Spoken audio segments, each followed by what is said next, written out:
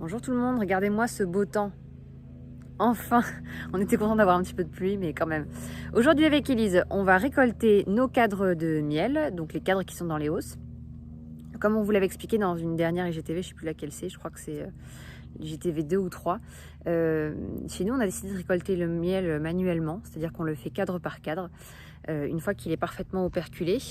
Et on ne souffle pas sur les abeilles, on n'utilise pas de souffleur. On va les brosser, on utilise une petite balayette pour les récolter. Comme ça les pousse, mais ça ne les blesse pas. Et surtout, ça ne les énerve pas. On récolte les cadres une fois qu'ils sont operculés, mais je vous montre tout ça dans la suite.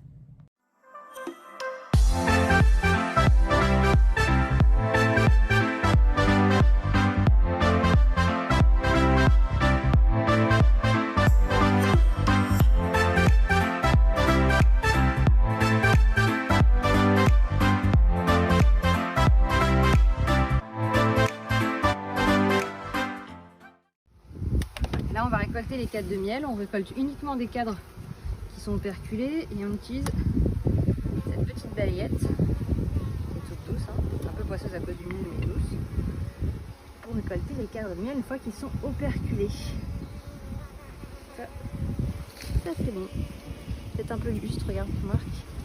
Regardez le voisin parce que je préfère quand c'est vraiment 100% operculé pour être sûr d'avoir un. Vous voyez comme c'est gentil, là elle travaille. Non, ça c'est pas bon par exemple. Il reste tout le bas du. Attends, je vais poser. Tout le bas du cadre là qui est pas operculé. Ça c'est operculé. Si c'était bien.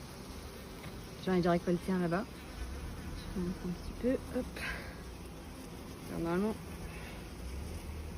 Tu filmes ? Oui.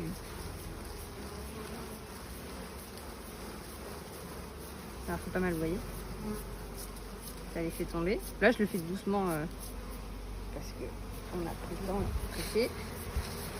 C'est pareil de l'autre côté. Ça évite d'énerver tout le monde.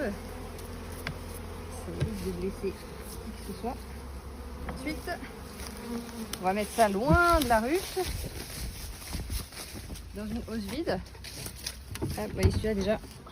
Je l'ai brossé juste avant. Il est tout beau. Et on fait ça pour toutes nos ruches. Toujours pareil, l'intérêt de récolter un cadre de miel operculé, c'est. Là, c'est. Je pense que c'est Poki. Ouais, c'est Poki. On a une petite chouette ici. Ouais, c'est ça. Je sais pas si vous entendez, vous allez voir. Tu veux plus parler? Ah, si. Un peu plus? Encore? Bébé chouchou? Non? Bon, tant pis. L'intérêt de récolter les cadres operculés, c'est que quand vous récoltez des cadres qui sont totalement fermés, le miel a le taux d'humidité parfait. Donc, je vais y arriver, c'est Poki qui m'a perturbé.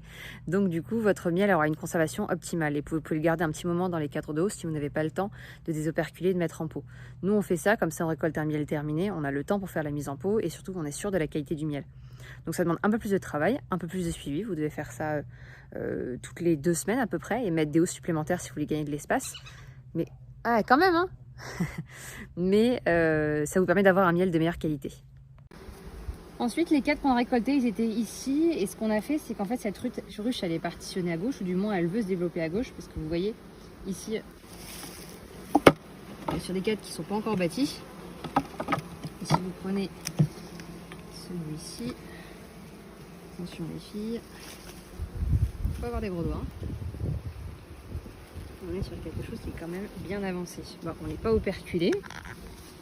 C'est bien qu'il est assez clair, d'ailleurs, celui-ci. Mais elles ont quand même une préférence pour se développer du côté gauche.